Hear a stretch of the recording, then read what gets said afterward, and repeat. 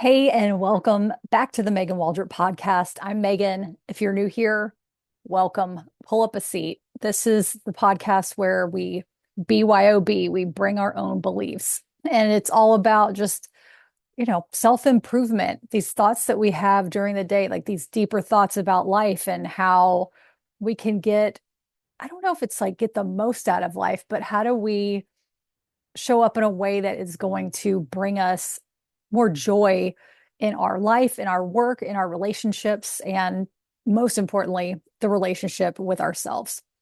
And so this one is an interesting episode. So the last episode, I had mentioned that I was going on a trip to Augusta, Georgia to go see some old friends from high school. So a little backstory. We have about, I don't know, there's like 12 of us, mostly guys and a few girls.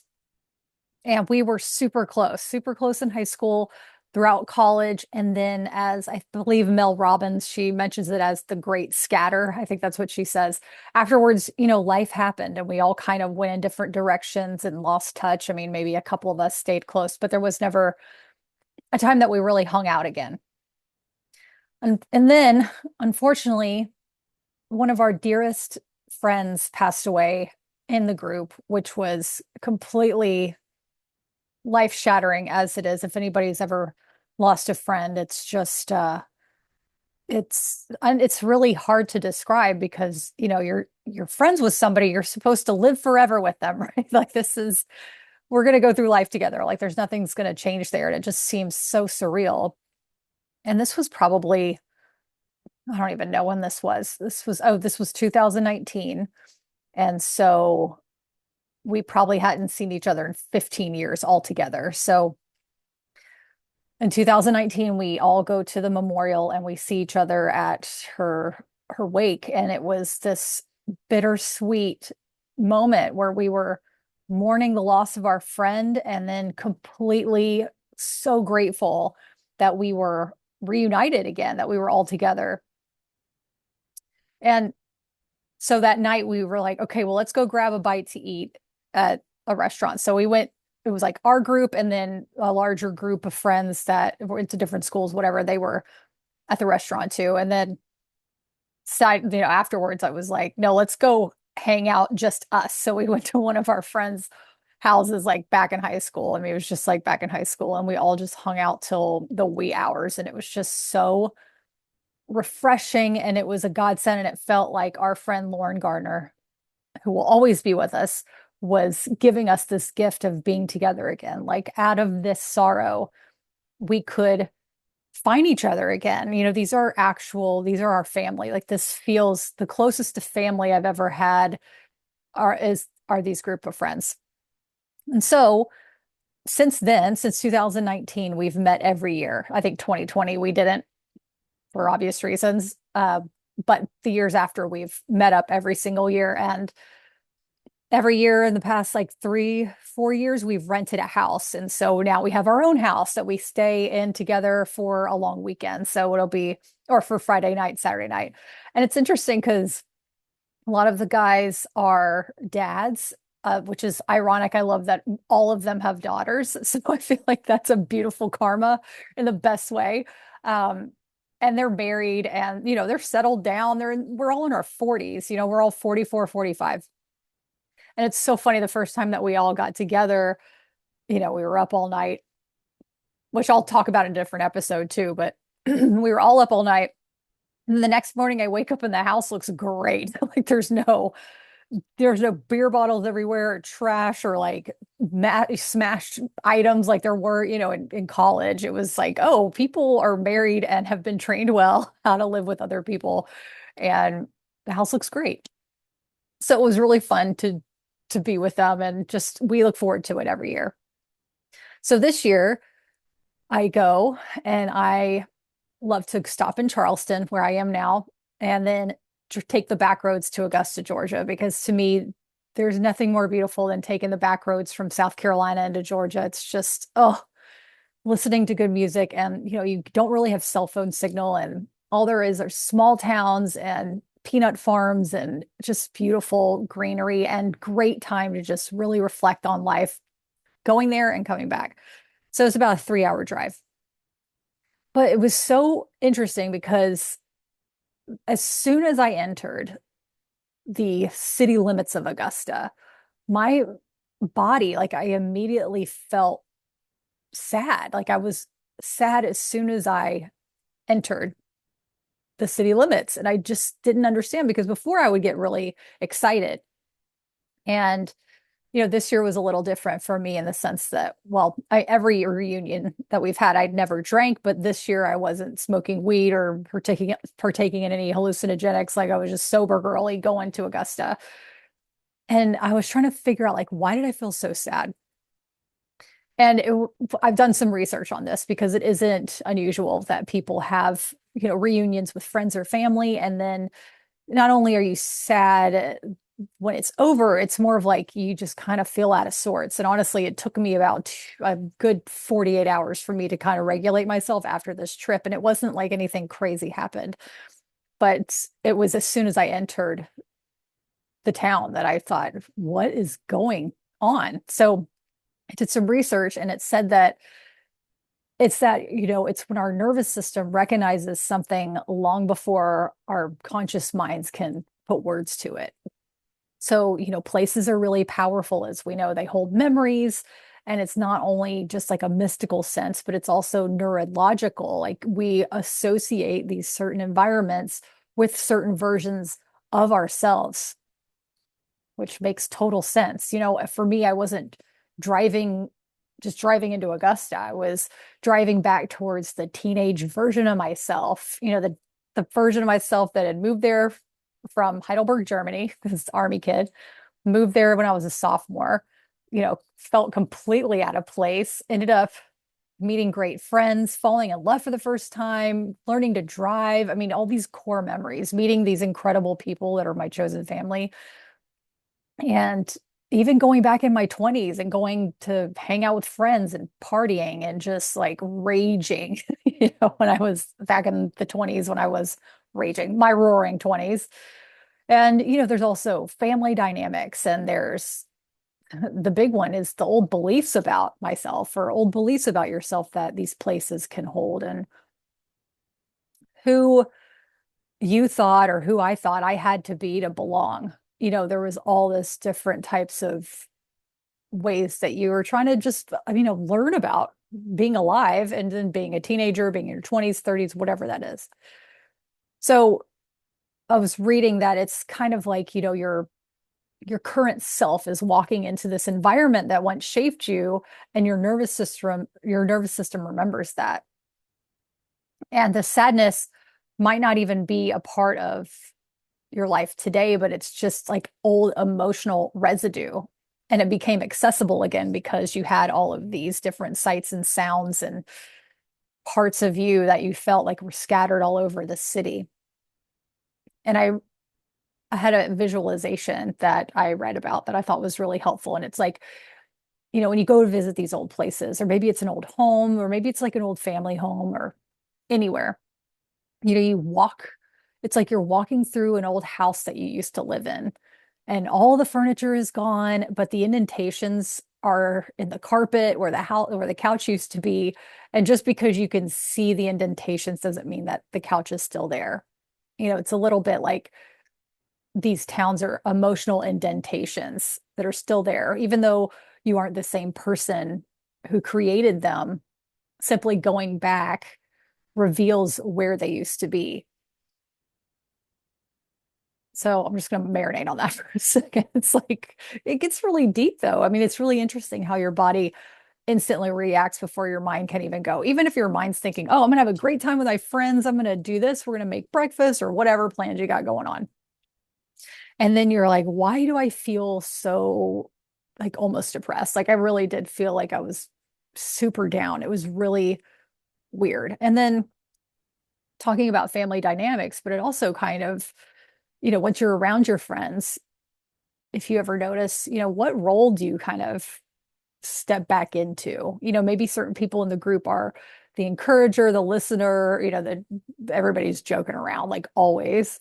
There's the helper, and then there's the one that's emotionally available and the one that's feeding everyone. And it's not any of those roles aren't bad, but it's like, what, who do I become when I'm with my friends? Like, it's often more revealing of you kind of step into this thing. Like, I'm kind of always I feel like the nurturer in a sense, and I love it because I love them and that's part of my love language. But it's like, to the point where I was almost getting tired because I'm like, okay, is everybody okay? Like, let me make sure we have snacks, like everything's laid out. And it's like, Megan, nobody seriously is their life is not going to be deeply affected if I don't light this candle over here or I don't move this lamp over here. I'm literally taking lamps from different parts of the house to set up mood lighting because it is important. If there's just LED hospital lights, no, no, no, we're not doing that.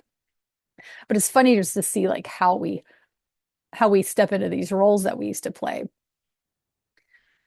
And then, so I was looking more into, why do I feel depressed? Like it literally took me 48 hours to readjust. And I'm sharing all of this in case this is ever helpful for you if you're traveling or you're going to see people or family. This is all norm that I've noticed this is the norm sometimes for people is like, if you come home depressed, it doesn't necessarily mean that something went wrong. It's more of this decompression. You had emotional adrenaline going on, and weekends with old friends are really stimulating. You're talking and you're remembering and you're laughing and you're being on, and then you return home and it's completely silence. And so it's like your body and your nervous system finally have a place to process all that. And it's also interesting because seeing old friends reminds us that life keeps moving. And that can create sadness within itself. For us, it feels there's that bittersweet because we always go to visit our friends' gravesite and pay our respects and love. And we go together to do that at one point during the weekend. And just to see friends and, in my eyes, I'm going to see them as 16-year-olds or 17-year-olds. Like that's always who we are. But then I take a step back. I'm like, oh, wow, we are aging. Like look at their gray hair. Look at my gray hair. Look at this. Look, they have 9-year-old children. Some of them have teenage children, and it's like mind blowing. And then it's so interesting to visually see this age that comes around us, and then to feel grateful to still be alive, and yet also to feel like no time has passed and the jokes are still funny. You're still making the same still the same sayings that you used to say back in the day. And there's that comfort in a way, because even though life has changed so much, when we're together, just being around each other feels like, oh, okay, I can breathe and I'm back to my former youthful self that didn't have all these worries or responsibilities. And it's just us being together. And even just having conversations, it's so interesting to see how many of us have different, I guess, different values and different perspectives on life. We don't really talk about politics because we don't care that much, which I love. Back in the day, we used to care a lot. And so we would get into all kinds of heated discussions, but now we're all like, who cares? Like we have all had our different experiences around, living these full humans that had all these very strong points of view. And then over the years, we've had experiences where we felt like, oh, well, maybe this doesn't work for me anymore. Or we're seeing things that feel hypocritical. And we're like, I don't want to sign up for that anymore. And it's been really interesting to see how we come back together. And it's actually, where there was such a big divide there. Now it's just like people are just too tired. Like it's too hot in Augusta to have these arguments. But it's just like, what really matters here is the friendships and the love. And so, yes, that depression isn't actually, sadness depression. It's really a decompression, is kind of how you can see it. Because, I mean, how many weekends have you had where you almost get sad for them to end and they haven't even begun yet? You know what I mean? Where we're like gripping on so tightly, we're like, oh, I don't want this to end. And you're constantly not wanting it to end, where you kind of aren't even really in it.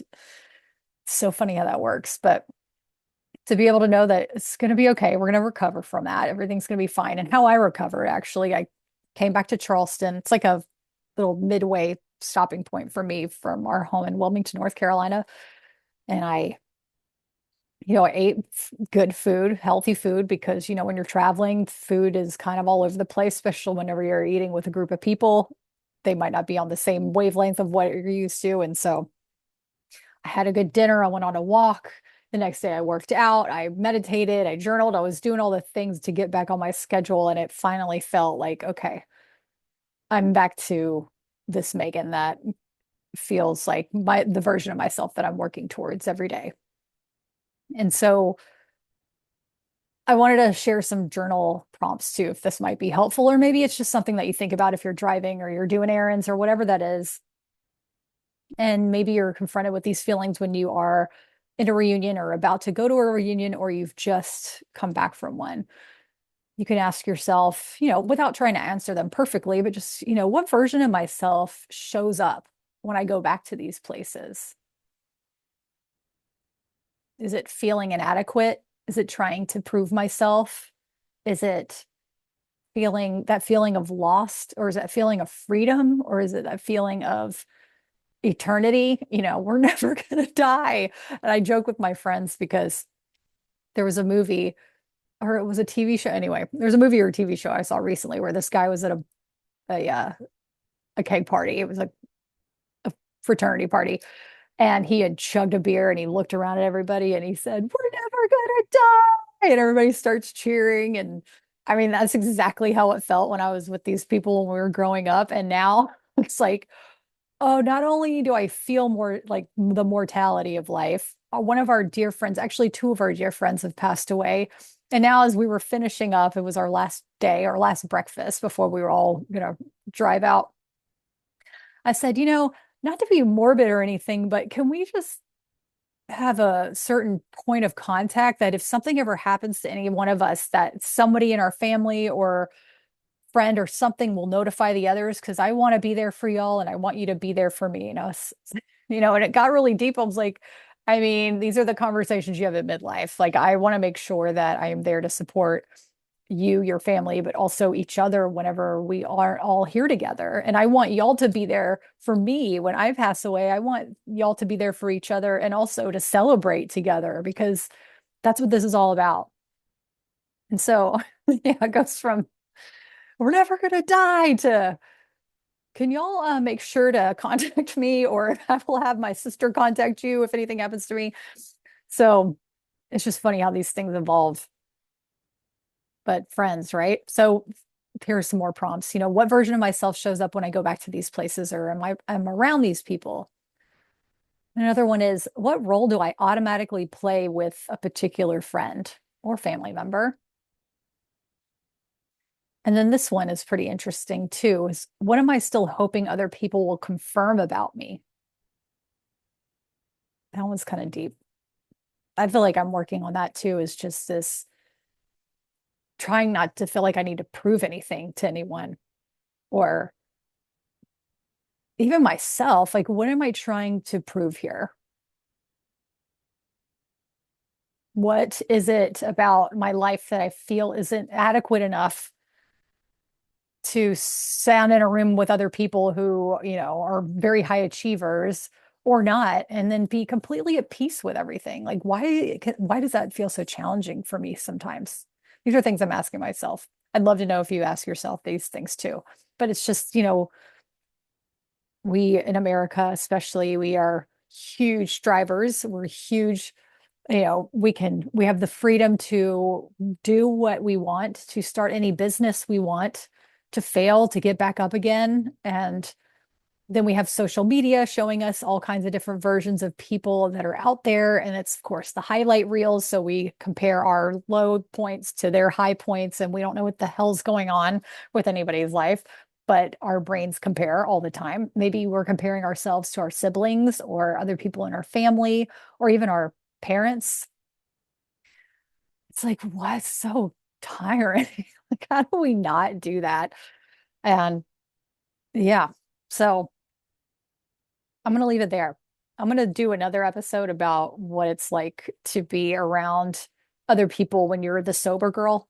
And it's pretty interesting, just the revelations to witness everyone and to also kind of witness where you are in yourself. And that'll be the next episode. But until then, I hope this has helped some way of kind of shedding some light of why we might feel sadness or depression-esque vibes after we've been with people or even enter a space that we used to go to and feel so comfortable all the time and couldn't wait to get there. And all of a sudden it kind of feels like, ugh, I don't know who I am here. Because honestly, you're not the same person that you were when you first arrived there or when you last left there. So here's to our self growth. Here's to continuing these deeper conversations because how cool and how curious it is to be alive and to have these questions like what can we do every day that's going to bring us joy, but also to question of why we might have kind of negative feelings towards things. It doesn't define us. It's just something in our body that's telling us something. What do we do to kind of dig a little deeper to become more of a witness to that and then let that go? As always, BYOB, bring your own beliefs. I'd love it if you have any questions or if you wanted to reach out, I'd love to connect with you. You can reach out to me at support@meganwaldrop.com or you can DM me on Instagram at megan.waldrop. Thank you so much for being here, and I'll see you on the next episode.